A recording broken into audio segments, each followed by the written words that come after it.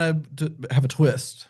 It's all about how to fail, right? Or how you shouldn't fail. Here's 7 ways your clinics will fail if you don't pay attention to these areas of your business. Yeah, and we this has been from lots of chatting with other urgent cares, other businesses. You know what's funny, Michael, is some of the things that we're going to talk about today.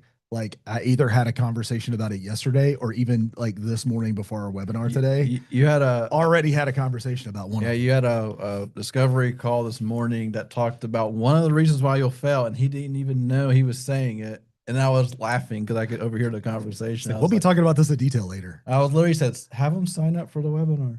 All right, so we'll go ahead and get started. Is that what you said to me? Yeah. I didn't hear you. I was like, Yeah, I don't know what you're saying. But. So we're going to have a good time here. I hope everyone else is going to have a good time. Of course, you'll be getting replays for all this as usual because we want to make sure you get the best content and be as convenient to you as possible. So let's go ahead and get started. So this is all about 7 ways clinics fail and how to make sure you're not going to do it, right? So our experiences have shown with the urgent cares we've talked to, our own personal experiences in business, because there's some of that goes on as well. Like there's some things that if you're just not paying attention to, you're going to fall on your face. For sure. I have to remove from your mind, if you build it, they will come. Because that's not how this world works. Very rare it works that way. And so we're here today to go through that. So real quick, just kind of walking through some stuff here. So Nick and Michael, here we are. Hello. Hello. So Nick, tell us a little bit about you. Yeah. So Nick Horde, I'm currently live in Birmingham, Alabama, and I've been here for about 15 years. I'm originally from Memphis. I've been in the digital marketing space for 8 years. I've been in the marketing game for going on 15, 16 years now. Mm-hmm. Cut my teeth in radio. And now we run what is arguably the fastest growing and largest urgent care focused digital marketing agency in the business. Yeah, That's where we are today. Got 3 kids, beautiful wife.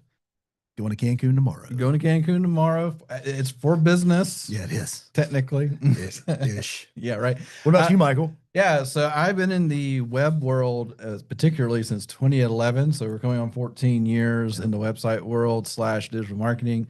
My background, I love tech and I like, but I'm not the programmer. I'm more of I like the tech and I like the people and I like to connect the dots. That tends to be where I go. But I've been in this part of the world on the pure digital marketing side for 6 years now. And then, of course, the urgent care side when we start picking that up. And it's been a ride and we've enjoyed it. And you guys have been super responsive to us this year. Thanks for that. Yeah, we greatly appreciate that, to be honest. But yeah, super excited to show off this webinar today. So let's go right into basic housekeeping items, real straightforward here. If you got questions, use chat. Hannah is on the call right now. She is going to help facilitate that because we love doing a Q&A at the end. So she will collect those questions. And then we get to the Q&A, we'll go through those. And so please, any question at all that comes about, make sure you're able to take notes because while we will be sending the replay, of course, but there's going to be some good little nuggets here and there. So be able to take notes in the best way possible. Right. Kill off your notifications for the next 1 hour. I'm going to do that while we're speaking. Yeah, sure. Okay, I'm in focus mode. There you go. Put it in focus mode. Kill off Outlook just for 1 hour. That's all we ask of you. And then, like I said, it's a full 60 minutes. Typically, we get around 45 to 50 minutes, and then we allow for about 5 minutes of Q&A. So we're trying to stay within that 60-minute round. So it all sound good? The best way I could say that is we're here to respect your time and give you the most value for hour. Yeah. And once again, if you can only stay for a few minutes, you'll get the replay later.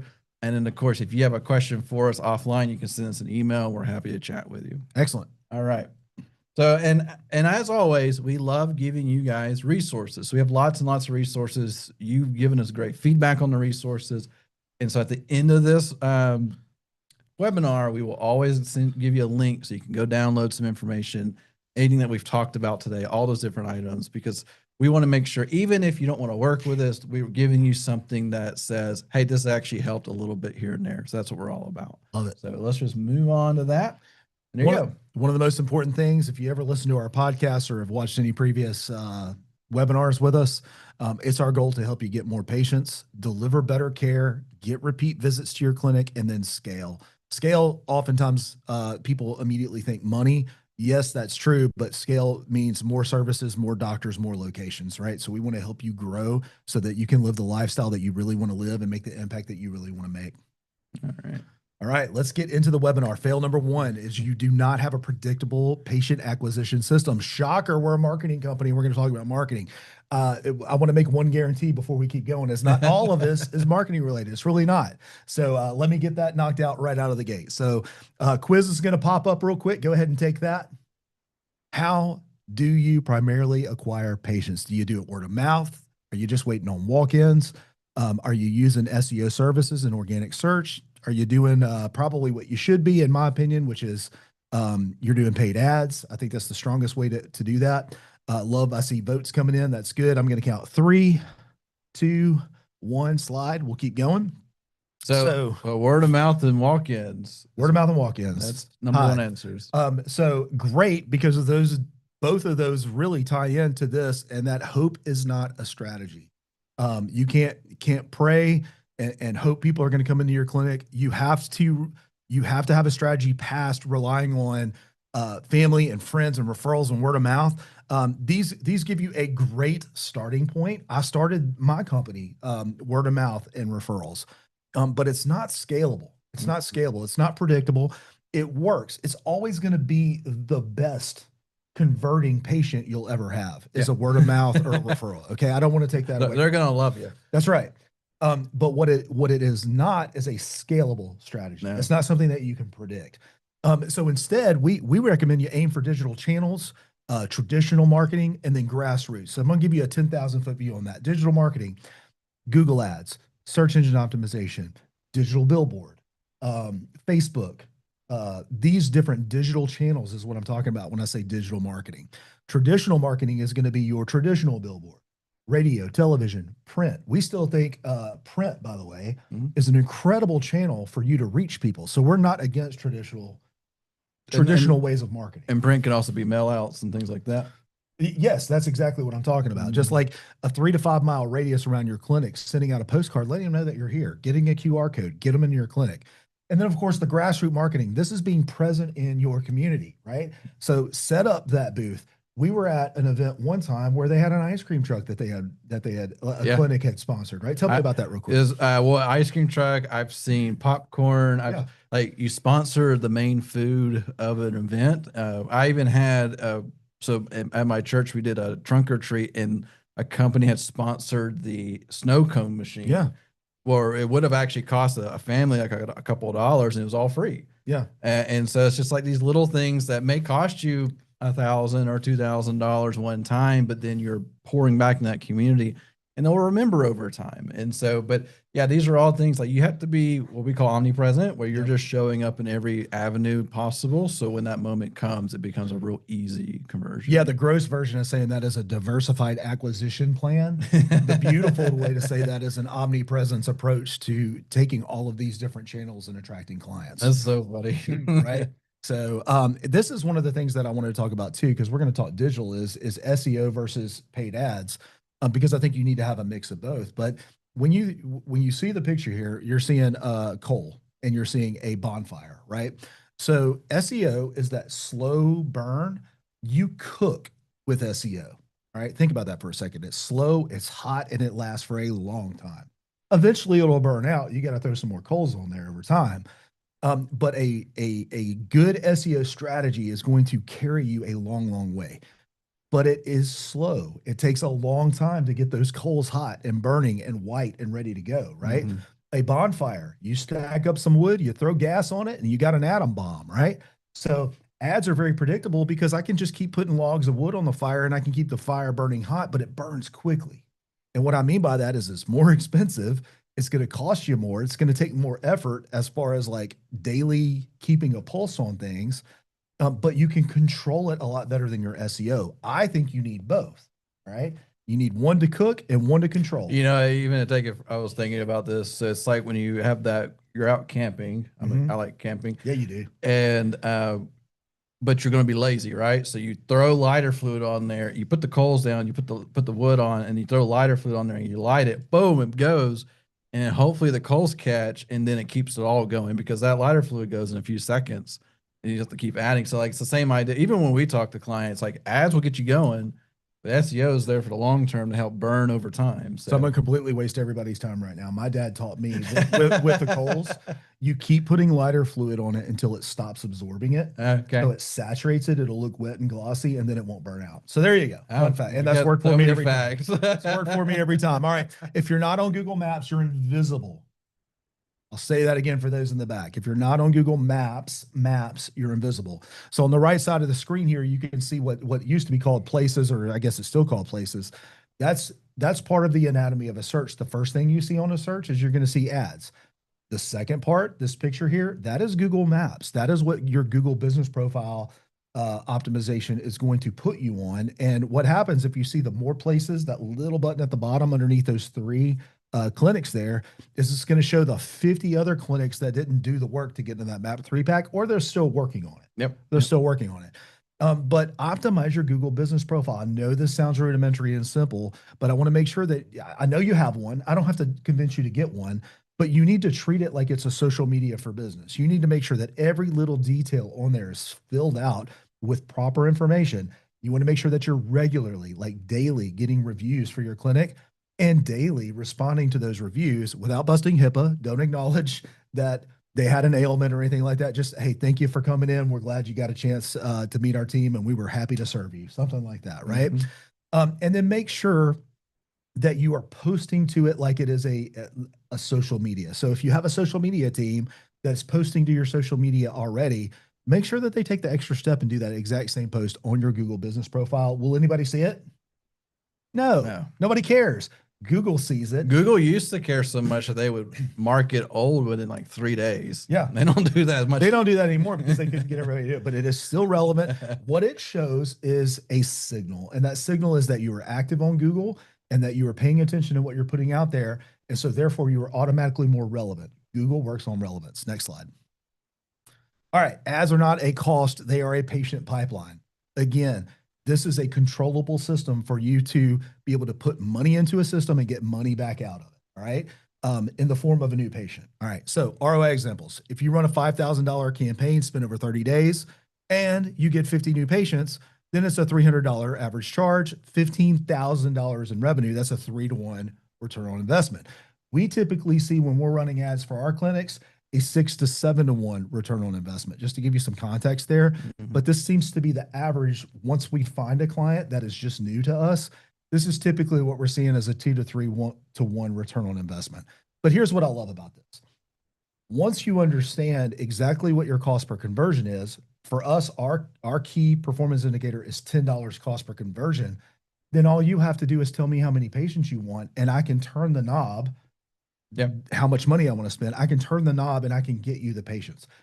There's always going to be a diminishing return on Google Ads because it doesn't create demand. It just meets the demand. Also, the platform loves your money. Yeah, it wants your money. Yeah. So that we've seen it time and time again. Like, even though the demand may be there, Google is forcing a more expensive conversion because they don't like losing money on a deal. 100%. But this is a controllable source of patients. SEO is not a controllable source of patient. Postcards, television, radio, that is not a controllable source. This is the only one that I can think of that is a controllable source of new patients, because once you get that cost per acquisition, you can simply adjust your budget and you can get what you need out of that. Next slide. All right, cool. Keeping going. Track every patient like a lead.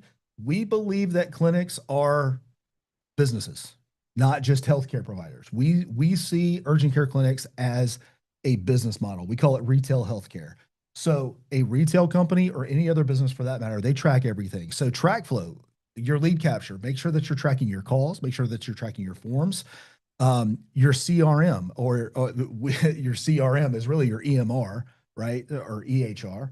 So making sure that you can track how people are getting into your medical system. We want to make sure that you have that. And a conversion is an appointment or a visit, just so that we're clear on what we consider a conversion.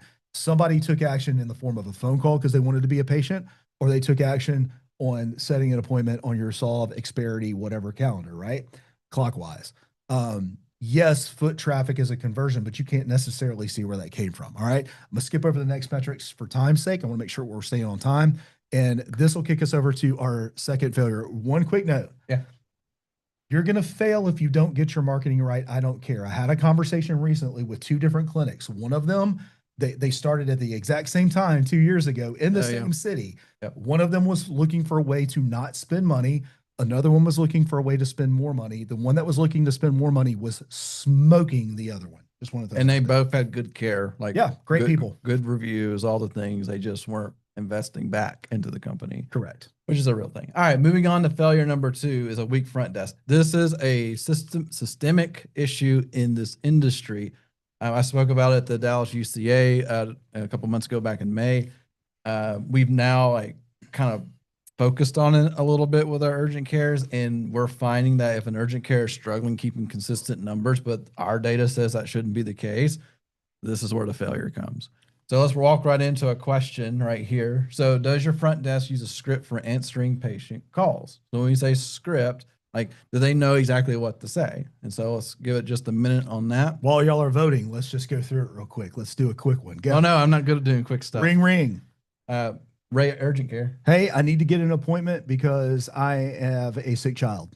Okay, I'm so sorry about your child being sick. Thank you for Or that. Are you the sick child? Or? No, I'm not a sick child, but I have, but I have a sick child. I'm so sorry about you. Hey, how far are you from our clinic right now? Yeah, I have no clue. I don't even know where you are. Okay, cool. So we're on this street right here. Where are you at? We are on this street right here. So it looks like you're probably 15 minutes away. I have an appointment option in about 20 minutes. I'm going to book you now. Sold. I'll take it. Cool. What's your first name? There you go. My name's Nick. Cool. Great, Nick. I got your info down. I will see you in 15, 20 minutes. I mean, how simple is that? Because what do we normally hear, Michael? Oh, yeah. Yeah, you can just come in. Just come in. Do you take appointments? Just come in. Honestly, that's the most frustrating thing I've ever heard is that we have a lot, majority of you clinics, you take appointments, but majority of your front desk don't ask for it. Correct. They just say, no, just come on in. And that's an automatic loss. So well, I love the votes here. We have no, we wing it. Hey, that's okay. We can help you fix that in our resources. We have scripts for you. So thank you guys again for filling out this poll, by the way. It's always helpful to us. No, we're working on one. Guess what? We have one that you can have. It's in our resources. We do have some, and then we can customize them if we need to. Yes, but it's rarely followed. Accountability is the key, and you'll love it if you add some accountability in there. Let's keep going. Nice. All right. So here's the biggest thing on the failure side. You have assumed, honestly, all these failures are assumptions, right? There's just a lot of assumptions going on.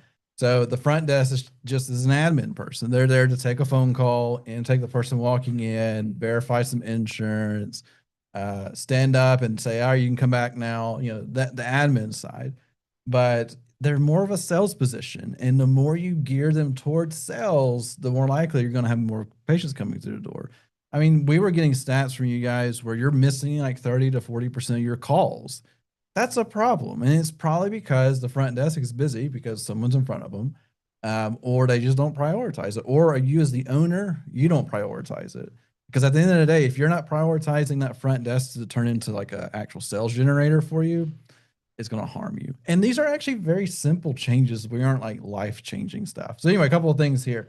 So basic information, like let's go to, thank you for calling the name of the urgent care. This is so-and-so. Always make sure they use their name. It makes it more personable. How can I help you? It's very just simple and, you know, just straight to the point. And are they smiling and all these different things?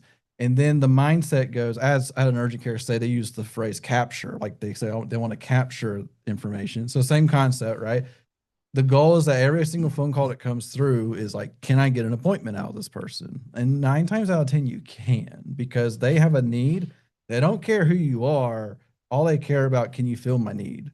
And in this situation, like super obvious, very easy. And it's just like I was telling another clinic recently, you know, that real annoying thing when you go into like a Target and you're checking out and they say, hey, do you want to join our Target circle? And you're like, no, not really. Cool. So I said no, which is fine. But if they never asked in the first place, I would never even consider it. There was absolutely no shot after that. Yeah, there's no shot. So we might as well give it an opportunity to maybe I can convert them. Because I bet of the 100 that she asked that day or more, I bet somebody said yes. What is the quote? You miss 100% of the shots you don't take. Exactly. So going back into this missed call stuff, so I talked about 40% of you, or 40% of your calls are missed based on some information that we have from other clinics. Your number may be way better. It may be like 5%, 1%, who knows? But let's just throw some numbers out there right now. Let's say they miss 10 calls a day. 10 calls is not sounding a lot when you have 200 or 300 a day, right? Oh, that's only 5%, maybe, not a big number. But let's say you could have booked of the 10 calls, 60% of those could have been actual patients. Well, that's close to a $900 a day you could be gaining back by changing how you train your front desk. Take an hour and adjust it, right? And that could turn into another $18,000 in the month. This is based on like 5 days a week, not even a full 7 days. Right. A potential revenue that you're just letting go past. And it's real. And you said, no, that's not happening. Go listen to your calls. I guarantee you, if you're not 100% confident that your people are asking for an appointment and they're just simply, no, come on in, go look at that. It's going to be revealing, because if you have like 300 or 400 calls a day, or 200 calls a day, or 100 calls a day, at least half of those should be patients coming in your door. It's like That's exactly. I mean, at least half at this point. I mean, yeah, you're gonna have billing ones. You're gonna have ones that have something like, yeah, we don't treat that. We can't treat that. Like, that's real. But majority of them, no, they're looking for an appointment, and they don't even know who they're talking to because they just need somebody. And we'll talk about that later about branding. But anyway, so like, are you setting some targets? Are you, at the end of the day, are you paying attention to what's going on? And have you set things out front for whoever's running your front desk? Do they have goals in mind? I'm curious if anybody actually sets goals for your front desk other than just making sure they pick up the phone.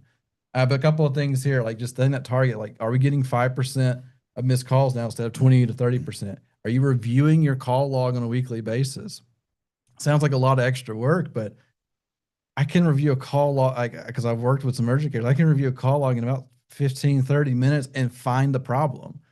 Can you do that? Can you sit down, look at your call log on a Friday afternoon or maybe a Monday morning and say, what happened this week?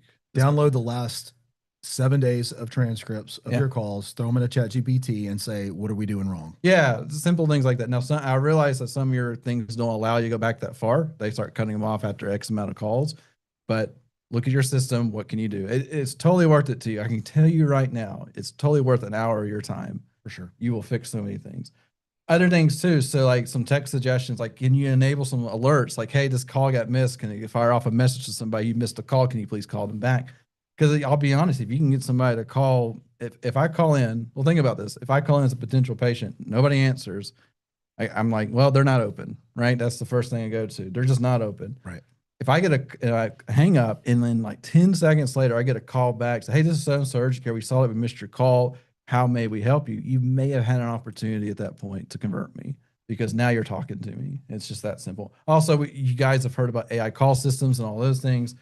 They work and they're getting better. Yeah. We like Flip as an example. Like, they're a really good vendor in the urgent care space. But at the end of the day, what Flip was a year ago to what they are today is quite better. It's night and day. Yeah, and so that's that's technology in a nutshell. So those are things to consider. Excellent. All right, so here's some basic things that as a checklist you should have towards your front desk. These are the things that if you're not doing any of this is where the failure comes from. Are they answering by the third ring? Sounds kind of crazy, but because if a ring, think about it. You already have some dumb greeting message that's probably 30 seconds long. We don't recommend it. So I'm already on the phone for 30 seconds and then it rings 3 times. That means I've been on the phone close to a minute and no one's talked to me yet. That's why it's so important. But if it becomes I'm on that greeting and then one ring and one answer, I'm probably going to convert more likely. See it all the time. If anything, if you're not confident on the third ring part, just get rid of your greeting and just have the please hang up with dial 911 and then it clicks right over to somebody in the office.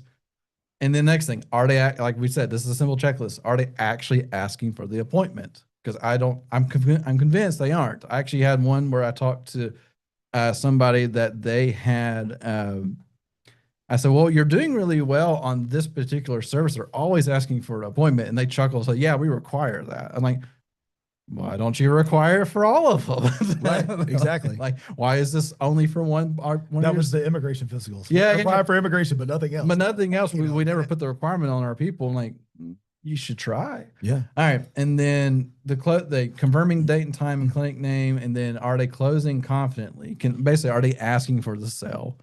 Because they're going to get pushback. You're going to get pushback on insurance. You're going to get pushback on cash pricing. You're going to get pushback. Are you the best clinic? Those type of things. We actually have scripts for this, by the way. Like, those are things that really matter. So when you're actually training them, now that you've admitted, oh, I'm failing at watching this, how do I train some of this? So some things are very simple. you have a greeting and a standardized appointment ask template. Like, how do we do this? We provide this, by the way. Um, and then you do some role playing. So role playing is super important because they can say, I totally get this. I can get it. And you don't role play with them. We did one just a minute ago. Yeah. And like, Simple as that. and like, I know this stuff, but even myself, like, you gotta give me a second to think about it. Yeah. But the role playing is real. There's another layer where you could do some mystery shopping type stuff or a secret shopper where they call in and just see what happens. And then start, because at the end of the day, they may say they get it, but if you don't put it in action, you may not. They may not. And another thing, so KPI. So what are things you're looking for?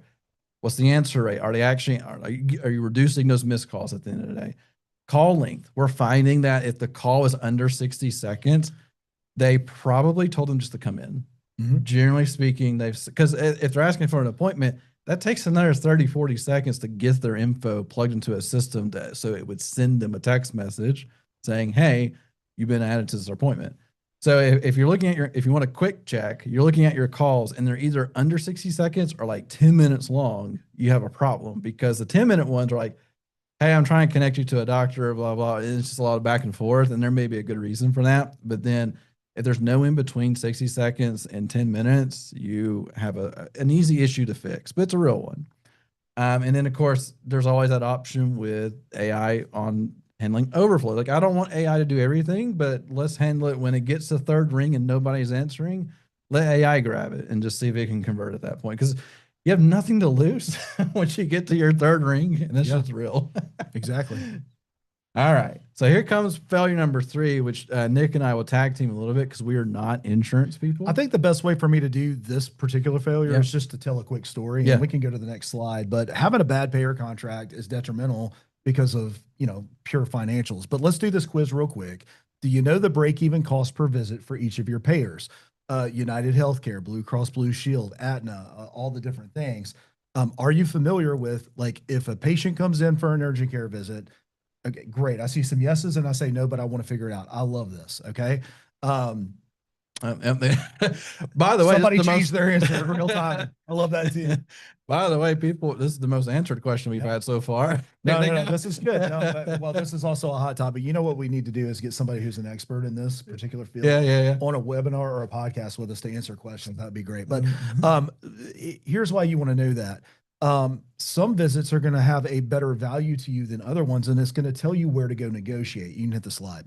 And the reason I say that, I was having a conversation yesterday with an urgent care out of Georgia, and they were telling me that they were not happy with what they had with their payer contracts, because the average visit should be well over $150, probably $165 to $175 per visit. And they were getting paid $120 to $130, right? Immediately, through asking questions to this urgent care, I'm like, well, when are you going to go talk to your payer so you can renegotiate your contracts? Here's what happens. Most urgent cares negotiate when they open, and then they never negotiate again. Right? They do their initial negotiation just to get the contracts in place with the payers. They open up their doors. There's a few stragglers that come in along after they open their doors, and they add them later, but they never go back and renegotiate their contracts. And just think, even if you added an extra $10, $15 per visit, well, you do that over 25 to 35 visits a day. That adds up significantly over time. So the biggest thing that I wanted to talk about in this particular section, that you can add what you want. Yeah. Go back, review your contracts, and see if there's opportunity to renegotiate. If you're not making $150 for a patient visit with your contract, that is one worth revisiting and renegotiating. Well, because adding on to your story, I think he had like 120 locations. Yeah. And he had gotten to the point where he was basically losing money for every patient that came in with that insurance. And so he was ready. He even told him, he's like, I'm just going to put a sign on my door today that just on all my doors and just says, we no longer accept your insurance. Right. Let's see how much it hurts. And of course, at the end of the day, as we all know, the juggernauts, the insurance juggernauts, they could care less about, oh, we lost $1 million. Who cares? Because we're billions. Yeah. But he's not closing his doors. Yeah, he's not. And so, so just that reminder though, every contract has a renegotiation point. It's not, it's a problem if you signed something 5 years ago and you just assume that's the best you can do. And so, because things have changed quite a bit over And just time. for the fun of it, we wanted to ask a true or false question that United Healthcare is your favorite payer, but that got nixed out of the. Yeah, So we'll leave that alone. Let's keep going. Let's let us. All right. So benchmark your sources. Industry data shows top reimbursement rates. You can find that with a simple Google search or a chat search, right? Well, and also you probably have friendly competitors that aren't in your market you can call on, like call on some of your other urgent care friends, like Yeah. because that's the best part about this. We're working on building a community, by the way, just Yeah. to give you a heads up. We're working on building a community where y'all will quit looking at each other as competitors and look at each other as inspiration for one another. Yeah, because we remind a lot of our clients like your competitor is 5 to 10 mile radius around your clinic. Correct. Outside of that, unless you plan on opening another location in a certain area, they're your friends. Learn from them if Yes. you can. So if you have some friends that you respect in your space that are similar sizes to you, reach out to them and say, hey, what are you getting for this rate? And just see where the numbers lie and may give you an opportunity to renegotiate. A rising tide raises all ships. Yep, absolutely. All right. So in this, we got this just for pure clarity. We got this from Xperity. Yeah, right? you were on a webinar with Xperity. Yeah, and I asked them for permission to use this. And so like this is one of the slides they had utilized for you, but they have tons of data yeah, they do. through their system. And what they've realized is that at 23 patients per day for the vast majority of urgent cares, that is the break-even point. Everything is an expense up to 23 patients per day. At patient 24, it's 100% profit right after that. So everybody should have the goal at $150 per visit to get 23 patients per day, just as the standard. Goal number 2, how many more above that can we actually serve well? Okay, now that's the important thing. Yeah, because then you have to look at overhead. That's right. But you also don't want to create damage to your brand and to your clinic by not serving patient 41 very well. Yeah, does that make sense? There's an old phrase in the business world of too many sales kills a bad business faster. Yeah, that's it. And so it's the same concept in urgent care. Too many patients can kill if you have bad processes or process just can't handle it, then your reputation starts to leak out. And man, patients love leaving bad reviews for urgent cares. I want to recommend that once everybody receives our slide deck after the webinar, to go back to this particular page and study the incremental visit economics of urgent care. This is a huge slide that's going to help you grow your clinic if you understand it. Okay, let's keep going. All right. This is me. It's you. Toxic lease agreements. Let me tell you what. Let me just tell you what. We have personal experience here. I own a business and I lease. And I've leased now 3 different areas. Okay. You can go ahead and slide. I guess 4, technically. Yeah, technically 4. It is so critical to get this correct. I really can't explain it. This is a make or break for your clinic if you don't do it right. And I'll explain in a minute, but let's do this. Did you work with healthcare specific broker when negotiating your clinic lease? Kimberly is fantastic. Kimberly Darnell is somebody that we know. Yeah, she helped. That she just works with the medical industry to get them leasing space. And she helped us out, but she even says like, I really just help healthcare. Yeah. And she had some pretty cool information insights. She even helped us get a better rate. And we didn't even have to pay for rent for 3 months. That's right. Yeah. So. But there were some other things that she helped with that I was very, very pleased with. But granted, the vast majority of her knowledge was for not urgent care, I'm sorry, medical practice. Yeah. So it would have been dental and all the different things, but it is retail healthcare. Mm-hmm. And having that kind of person was huge for us. And that wasn't even a specialized in our space. Imagine if it was. So I got, yes, it made a big difference. Nobody voted for that. Yes. I'm not sure it helped. Hey, that's great feedback, right? I would even go back to your leasing agent and say, hey, what did you do for me that I wouldn't have gotten otherwise? Would have been a great question.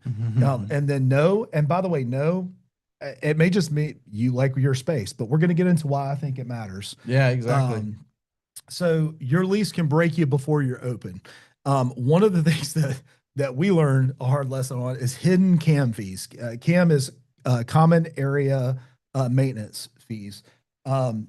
Be very, very careful in how this is written into your contract. What happened to us, just again, every story time with Nick and Michael. What happened to us is the current owner at the time, the current owner of the building decided to do this big renovation of the building. But the building wasn't completely sold out or rented out the space. So out of the 25 spots, 7 of them were rented. And they tried through cam fees to make the 7 tenants pay for 25 spaces worth of split. Yep. And yeah, we were not having any of that. And I pitched a 2-year-old diaper baby fit about it, in a nice, polite way, but just no, we're not doing We that. got a magical refund. Not only a refund, they wound up selling the building because of the point. Anyway, you don't want cam fees to cook your business because it will eat it up. When you start doing 30, 40, $50,000 worth of renovations, slapping that bill on the tenants, and it's not a completely leased out space, you lose. So you need to make sure that risk is mitigated in the contract. Yeah, it's real frustrating when you're presented a contract and you say, well, here's your final, what you're going to pay every month. And then it magically is more than that. Yeah. It's a dang lie is what it is. And then like making sure you read, like, when does the cam fees actually change? Because we were like, in that particular situation, they were trying to get us to pay for the renovation as it was happening, even though their contract actually said it's a review of the previous year and then cam fees would adjust accordingly. So they were trying to double dip. Were they trying to facetiously? I don't know. Maybe they just did. I think they were doing it out of ignorance, but it doesn't matter.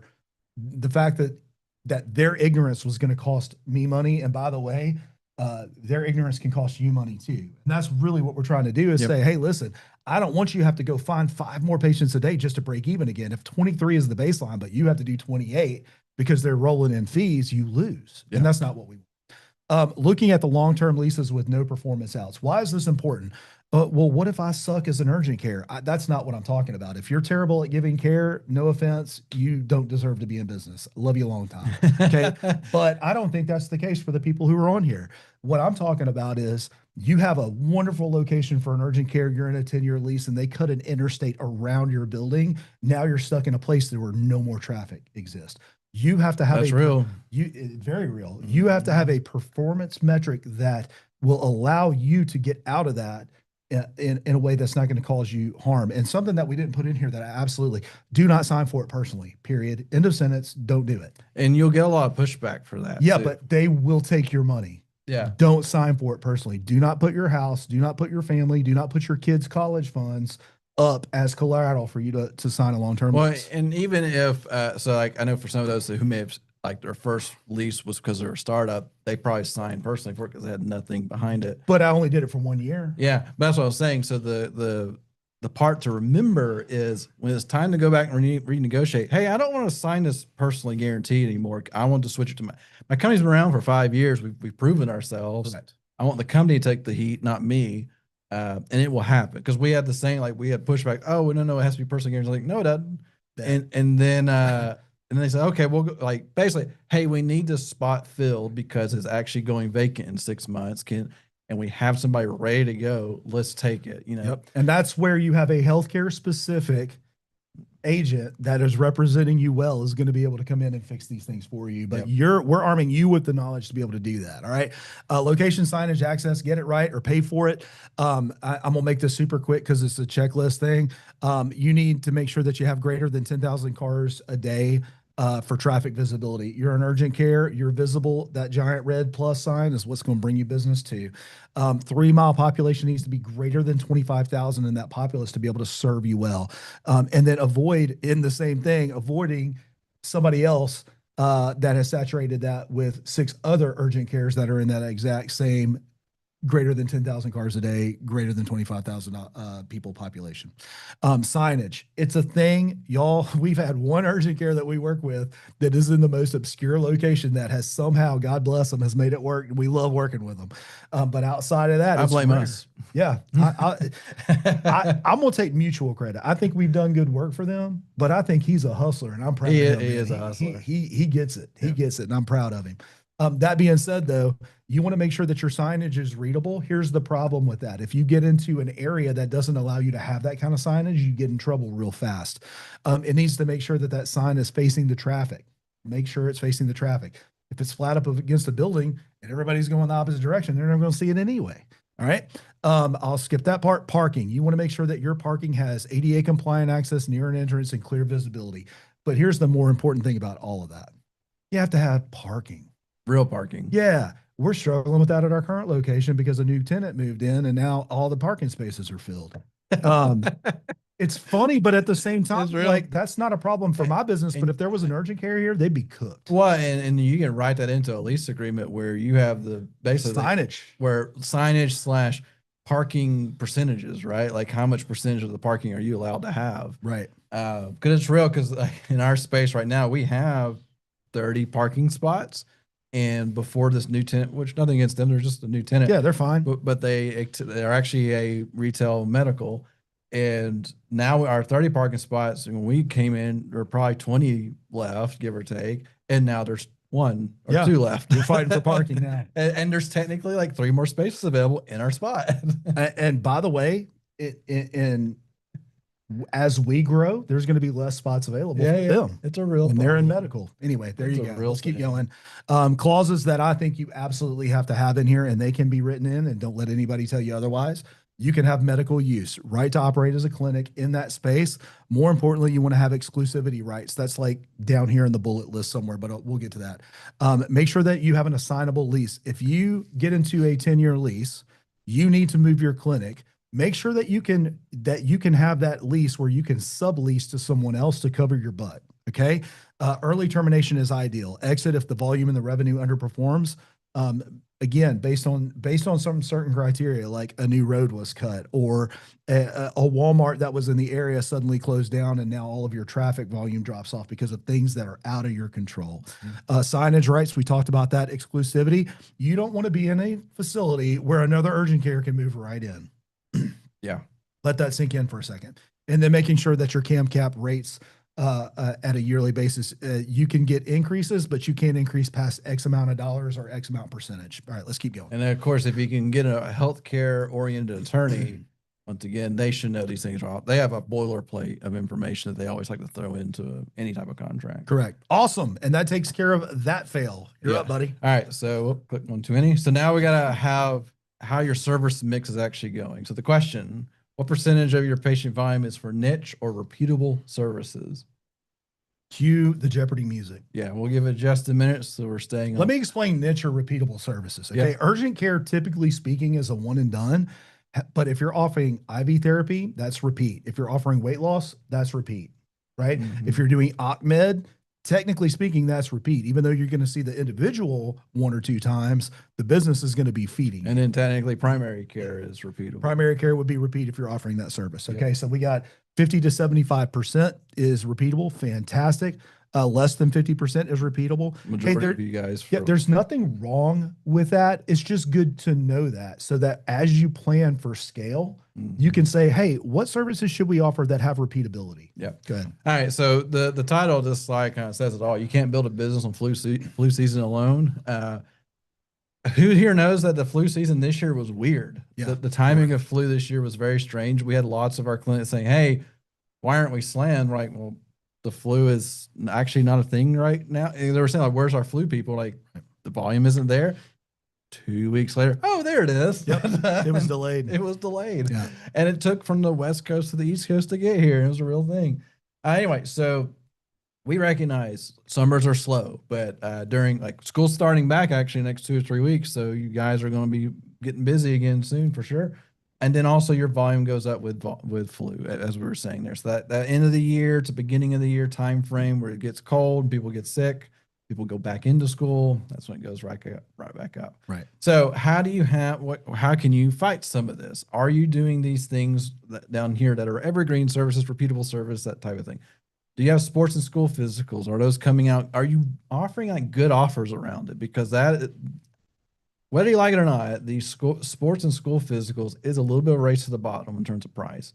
Everyone offers a pretty inexpensive type of situation because if you get them in for a physical, you can get them from other things too. And that's just the reality of it. There's that repeatable part where if a mom is coming in with 2 kids that needs their physicals, and like, well, that was a really good experience. And all of a sudden, like, maybe I should come back here for next time for something else. You know, when I walk into a certain restaurant in a community, they have up on the wall, welcome Alabaster or whatever. Yeah. Welcome Pelham, Yep. whatever.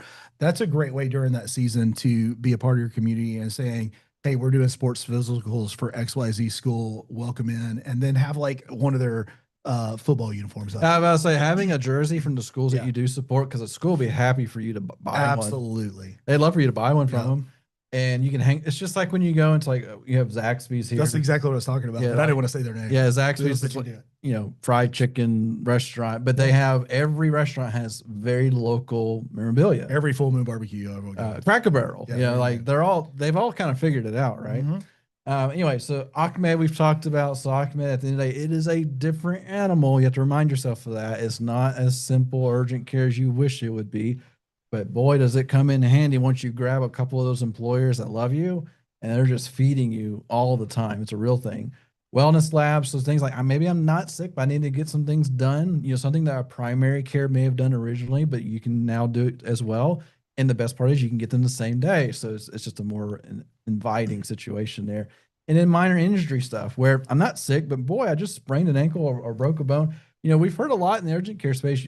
Some of you guys are afraid to set bones, but we actually have a podcast guy coming on soon that's going to teach you how to set some of that or suture certain things. And so, like, these are real items you can get that can happen any time of the year, and it's not based on just being sick. And that's just a real thing. Right. All right. So, a couple other things too. Are you doing telehealth? Like, telehealth pieces are really important, especially if you do the follow up side of it, because that's I don't recommend you do telehealth until you're at 75% capacity. Yeah, I agree. I Okay. agree. Because telehealth is one of those. Uh, it's a great concept, but if it's not executed well, it causes problems. Right. And we say it all the time.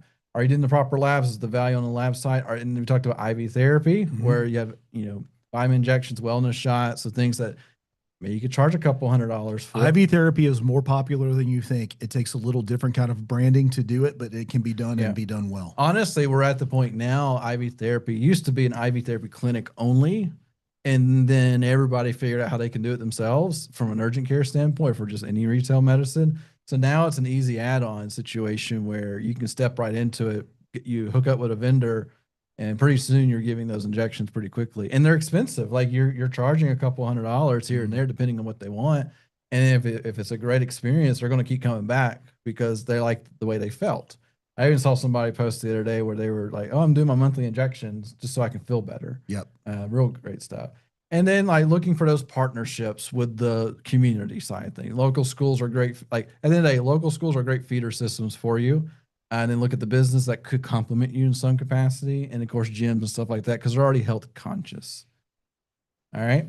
And then so let's talk about this. Like you had just mentioned a second ago, but it's real. You have the stable first in diverse. I feel like I should copyright that phrase. You should. That is uniquely you. So, and this is concept for any business out there, but this is extremely real for urgent care. Even the guy you talked to this morning, basically what we're telling, he wasn't getting enough volume. He's like, well, I'm going to open their location. But I'm doing about 5 patients a day. He's like, I'm going to open a new location to get more volume. Like, all right, no, please don't do that. Don't do that. Couple reasons, but here's the rollout. So you've assumed your current urgent care focus is working. Like your urgent care patients are coming in, you're hitting capacity numbers, you're healthy, you're making money.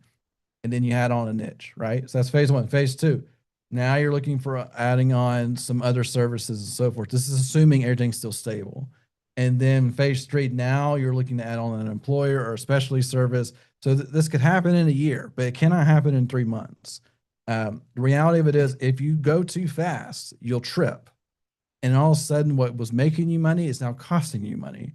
And you don't know what to do with that. And it's really, really hard to go backwards at the end of the day. So a couple of the key notes there. Are you hitting 80% plus on capacity? So like, if your capacity for a clinic is 40 patients, are you hitting 32 patients per day regularly? Like if you're just hitting them occasionally, it's not good enough. You got to see where that 80% is and you got to hit it regularly. Like I don't expect it every day, but I expect it multiple times a week. And then is your current staff handling all this volume and are not burning out? Because if they are burning out and you're trying to add something else, it's not going to work because all of a sudden your quality will just simply go down. Yep. And so it all boils back to, are all your systems working and are they stable and is it repeatable? And if you wanted to open another location, would it be super simple to do and there would be no questions of what's going on? Because if you're like, I haven't figured this out yet, you don't open a second location. It's real simple. All right. And then the brand side of things, this is real fun, fascinating to me because I love branding stuff. We talked about where the word brand actually came from on a podcast episode, which was real interesting because actually it related to cattle branding, if you didn't know that. Anyway, so a couple of things here. So branding, I'm going to be out front with you. Branding is extremely difficult for urgent care. I love you guys, but anyway, it looks like with the urgent care side of things, people don't know who you are.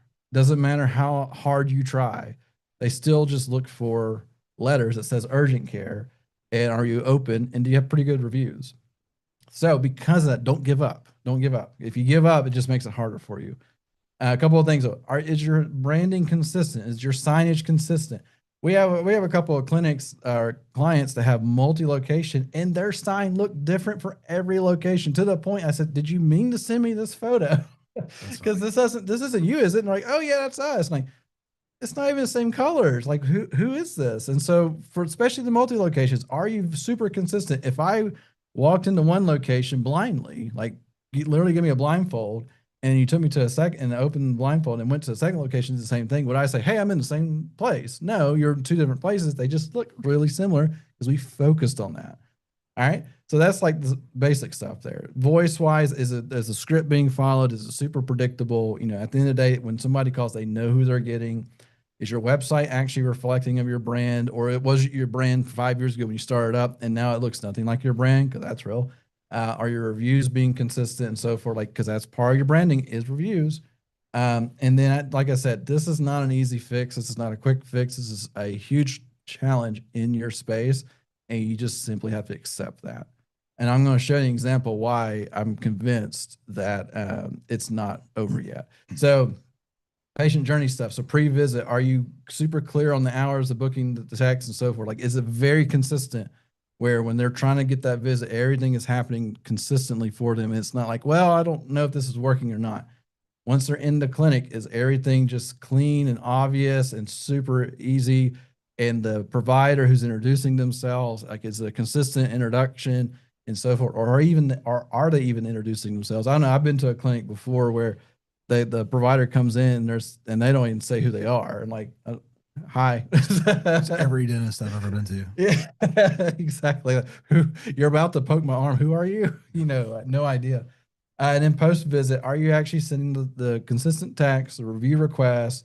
Are you having them call back out to see if everything's okay? You know, are these things? These are all part of the brand, because at the end of the day, it's the experience. Branding is experience, and so if this experience isn't consistent, then you're losing out. And because at the end of the day, they may not remember you, but they remember how they felt, and that's super important. But I wanted to bring this guy up right here. So these are three. I'm going to show you three logos now, and I'm curious. I can't see the chat, but I'm curious. Do you know who this urgent care is? 3, 2, 1. It's Go Health. 384 locations. If you didn't know, look how many locations they got. How would you not know, right? That's the mindset behind it. Next, who's this?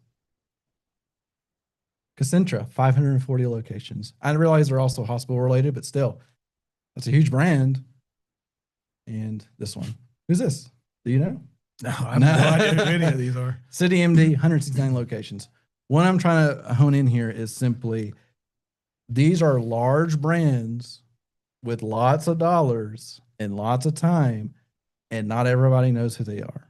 I did not put American Family Care on here because it said it in their logo, and I couldn't get rid of that. You should have thrown like McDonald's and Wendy's. Yeah, and people know everybody knows that. Everybody knows that, and that's a goal, right? But and also they know their experience with it. Like Wendy's is always I don't know when I'm getting my bag at the drive-through. Tell me about it. But no, like, these are huge brands. So I'm not trying to discourage you. I'm just trying to remind you that these are huge brands with lots of dollars and lots of time, and they struggle with branding at the end of the day. They just do. And so it's just something you have to remind yourself of. You have to keep pushing forward because your brand matters, and the way you make your patients feel matters. All right. All right, scaling too soon. We're gonna have to blow and go here, guys. We put 10 gallons of content in a 5-gallon bucket of time. So scaling too soon. Real quick, let's go through this. Are you planning to open a new location in the next 12 months? Well, I am We'll curious drop it in about chat. that. This Yep. would be fun to know. Okay, good. 2 no's. Oh, considering it. Love to consider. That's good. 3 no's. Okay, good.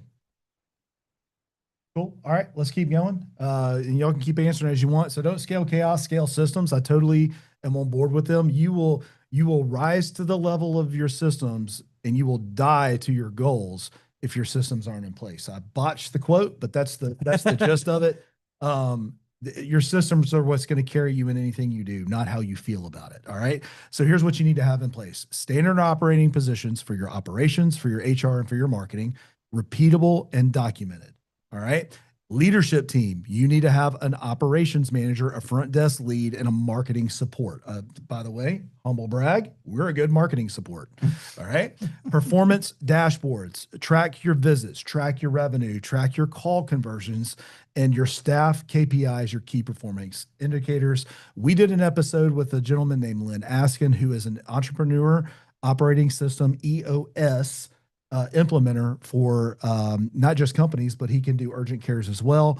And then if you don't want to hire an implementer, that's fine. Read the book Traction by Gino Wickman. That'll give you a really good indicator on how to run your business as a business and not just a medical facility. Right? And if you're like, I don't know how to set up, like I'm just doing my business and I don't have anything set in place, that book will solve a lot of that for you. Sweet. All right. Is location number one profitable? I cannot overstate this. I had a conversation this morning. Michael brought it up. The gentleman was just not seeing near enough patients to be profitable or even break even, and already talking about getting another clinic. Those are private equity conversations, not independently owned conversations. Okay. If you're not profitable, you don't need another location yet. Let's get you profitable first. 15 to 20% net margin baseline. Are you hitting your net daily patient counts? That's going to be 23 for break even for most clinics. Anything over that is going to be your profitability. Are your staff and systems running without the owner's intervention? I cannot overstate this. If you were going to go, I love how we put this, the Jimmy Buffett benchmark. Could you go on vacation for 2 weeks and the clinic still run without you being there? If you can't answer yes to that question, you are not ready for another location. No. Period. Yeah, All because right? you can't be in 2 places. Cannot be in 2 places at once. That's right. All right. All right. So, I know that was very quick, y'all, but it was an important one. yeah, Systems matter. It really does, because at the end of the day, your systems carry the business, and if you are your systems, you're just a solo person, right? Because it's one of those, if you're being caught with everyone's asking you all these questions all day long and you can't even do even your own work, that's a problem. So, all right, final section. Says, are you actually doing your KPIs and financial tracking? The real question: do you regularly review your clinic's key performance indicators, your KPIs?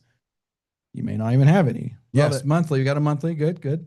So we'll give it just a second longer so we can keep seeing what kind of. Just for full disclosure, internally, we do it monthly as well. So nope. So some people don't. It's important because you don't want to run a business off of feelings. I mean, you do, but it's not healthy. It doesn't work out a year later. Or if you do have an opportunity to sell, it doesn't look good.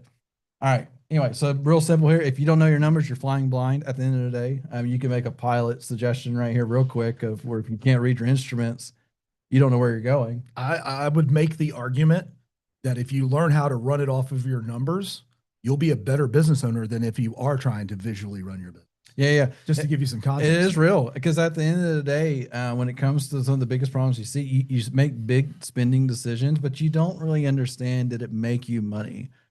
Because if you're spending money on marketing, do you know how much it's costing you to get that patient in the door? And then because of that, are you just losing dollars? You may not know. And it's something that a lot of people don't recognize, is that profit on paper. So when you pull your financial statements and it shows, I made a profit this year or this quarter or this month, but I have no money in the bank. Why? Aged receivables. Why is this happening? Or I talk about the age stuff for real, like watching your AR. One of the things I have is, how far are you waiting on unpaid claims? Because at some point you may have tons of stuff on the books to be paid, which shows profit, but we had one clinic that was telling us one time they had over $1 million in unpaid claims that they were waiting on. How do you function as a business when it happens? Because you don't want to loan your way to success, because that's not going to work. But the reality of it is, you have to look at these numbers, because if they're trending down, it gives you a chance to fix it. If they're trending up, you say, what can I double down on to make it better? So anyway, so monthly financial reviews at a minimum. And if you don't know what that even looks like, please, for love, don't be doing your own books. Please don't. Yes. You, Correct. you can outsource that for pennies on the dollar in terms of what it's costing you personally. And the second that you have an audit from an IRS, you'll be very thankful for the people who are running your books. But at the end of the day, you can ask whoever's running your books, hey, can you give me a monthly snapshot of what my financial situation looks like? And then can you give me some historical data on, like, are we improving or getting better? Bonus, understand without that person how to read a P&L. Yeah, and what's healthy and what's not. There's some key numbers that matter. All right, so a couple other things are on things you may or may not be tracking in the KPI world. What are your monthly expenses like? Are they going up dramatically? Are you looking for opportunities to cut expenses accordingly? Because you're like, hey, we're not using this. Why do we keep buying this one thing that nobody is using anymore? Why don't we cut it? In our world, it's always software oriented. Why are we still paying for this software that we no longer use? That's a real thing. But if you don't check it monthly, it goes by for 6 months. Like, wow, we wasted a lot of money on that. Mhm. Next is like, are you overstaffed? I'm going to give you a quick thing though. You're either overstaffed or understaffed. You're never just staffed. Correct. And once you accept that, it's okay. But the reality of it is, how overstaffed are you and how understaffed are you? And you can look at that from a straight, do I have people just twiddling their thumbs all day? Probably overstaffed. If it's consistent throughout the week, probably overstaffed. Do I have people asking for time off, but they just never take the time off, or they're stressed out when I talk to them every time? You're probably understaffed. All right. Next, have a scoreboard.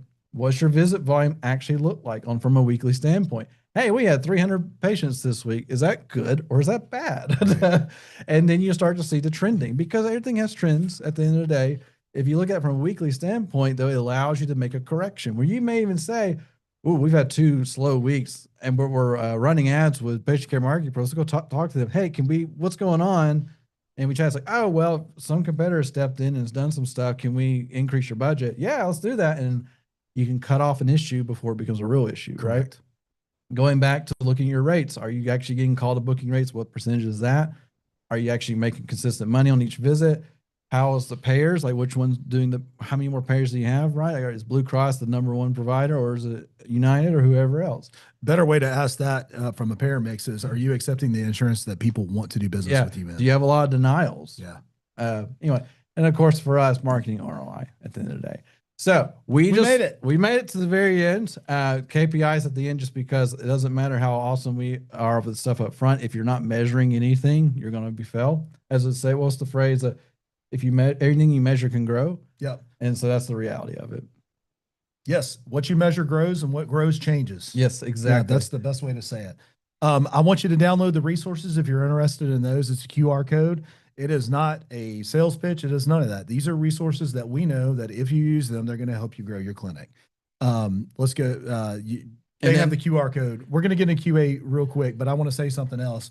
If you know that these are that the solution that you're looking for right now is you need more patients through the door, hop on a discovery call with one of our team members so that we can give you some strategy. We're happy to do that at no charge. What's going to happen is we're going to give you the strategy. At some point, you're going to be like, can y'all just do this for us? And for those clinics, the answer is yes, we can. And we're happy to do that for you. So that is my only pitch for the whole thing, is a discovery call and a strategy session. We want to help you. Exactly. Right, Q&A. So Q&A, Hannah, do we have any questions coming in? Let's take throughout the process. Let's see real quick. Which ad metric flag unstable campaigns? I'm assuming that's a red flag. Yeah. So I'll just answer that. We'll go straight to Google Ads. If your cost per conversion, a conversion is a phone call or somebody booked into your calendar link.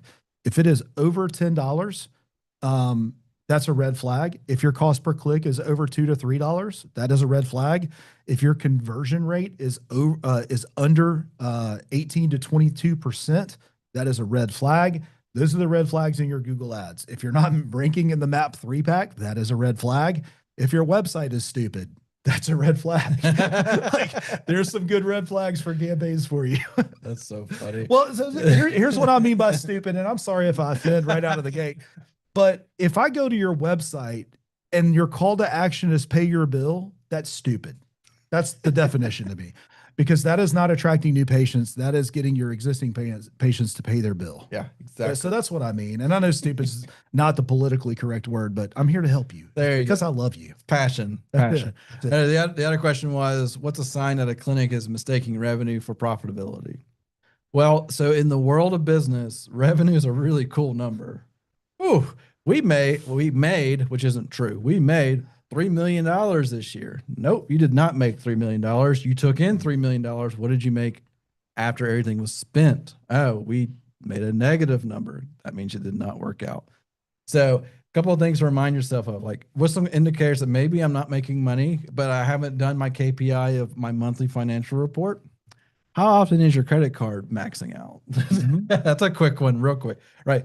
Credit card's maxing out. Or payroll is becoming really challenging, where when payroll comes out, you're like, it's going to clear, but boy, it leaves nothing left in the account. Right. There's no margin in your life, because profit equals margin. That means if you have good profit, you have margins in your life, margins in your business, and it's working. So when you are wiping out accounts on big expenses, or even if you're trying to add a new expense that's like not a lot of money, and all of a sudden your whole system seems kind of shaky, those are your key indicators. Even though you made $3 million, you may be making $0 when it's all said and done. And a lot of people miss that. Love it. So, well, that's our Q&A session. I want to start by saying thank you, or end by saying thank you for joining us and putting some time into your clinics. I always like to say, Michael, like, what you're doing matters. The impact on your community matters. And I just want to encourage you, keep doing what you're doing. We need you. Yeah. And we have a webinar every single month. And then we have weekly podcasts as well. So we're always a resource to you guys. And like Nick had said, if you ever just want to have a question, happy to reach out. Love it.